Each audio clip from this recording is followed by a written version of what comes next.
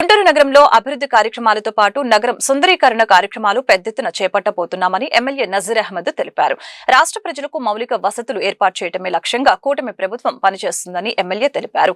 తూర్పు నియోజకవర్గంలోని 57వ డివిజన్ అభివృద్ధిలో భాగంగా 39 లక్షల వ్యయంతో మద్దిరాల కాలనీలో సిమెంట్ రోడ్డు నిర్మాణం కోసం ఎమ్మెల్యే శంకుస్థాపన చేశారు. అనంతరం ఎమ్మెల్యే మీడియాతో మాట్లాడారు. అభివృద్ధి పదంలో గుంటూరు తూర్పు నియోజకవర్గం ముందంజలో ఉందని తెలిపారు. నగరానికి శివారు ప్రాంతాలైన మద్దిరాల కాలనీ, గణేష్ నగర్, మంగళదాస్ నగర్ ప్రాంతాలలోని 1,46 లక్షల వ్యయంతో సీసీ రోడ్లు, సీసీ డ్రైన్లను ఏర్పాటు చేయబోతున్నామని తెలియజేశారు.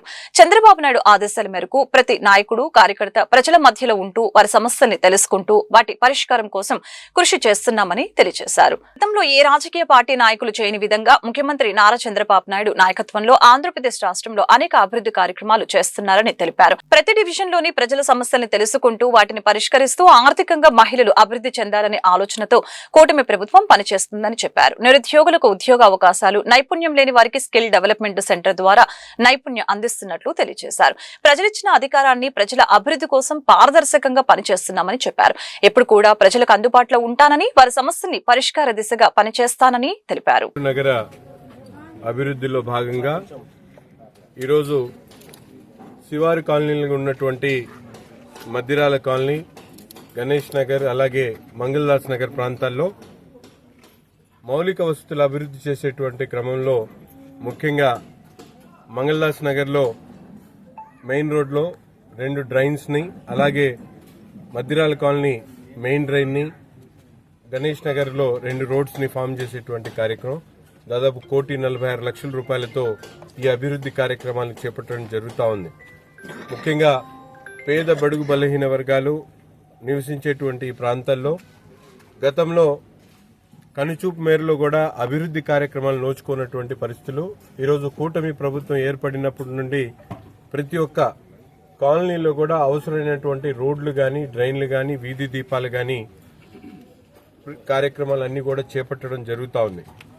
ఇంకా ప్రజలకు అవసరమైనటువంటి అభివృద్ధి కార్యక్రమాలతో పాటు ప్రతి డివిజన్లో కూడా స్థానికంగా ఉన్నటువంటి కూటమి నాయకులు ప్రజల దగ్గరికి వెళ్లి గౌరవ ముఖ్యమంత్రి గారి ఆదేశాల మేరకు ప్రతి ఒక్కరు కూడా ప్రతి ఇంటికి, ప్రతి గడపకు కూడా వాళ్ళ అవసరాలను గుర్తించి నిత్యం ప్రజల్లో ఉండేటువంటి కార్యక్రమం ఈరోజు జరుగుతూ ఉంది.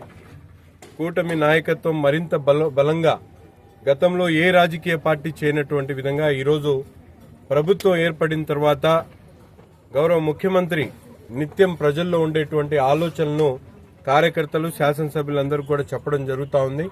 అందులో భాగంగా ఈరోజు ప్రతి డివిజన్లో కూడా గుంటూరు తూర్పు నియోజకవర్గంలో ముఖ్యంగా ప్రజలకు సంబంధించినటువంటి సమస్యలతో పాటు పెన్షన్లు కానీ, పలు సేవా కార్యక్రమాలతో పాటు మౌలికంగా ప్రతి ఒక్క మహిళ కూడా ఆర్థికంగా అభివృద్ధి చెందాలనేటువంటి ఆలోచనతో వారి కాళ్ల మీద వాళ్ళు నిలబడాలనేటువంటి సంకల్పంతో ఈరోజు అనేక కార్యక్రమాలు ఈ నియోజకవర్గంలో చేపడతా ఉన్నాం.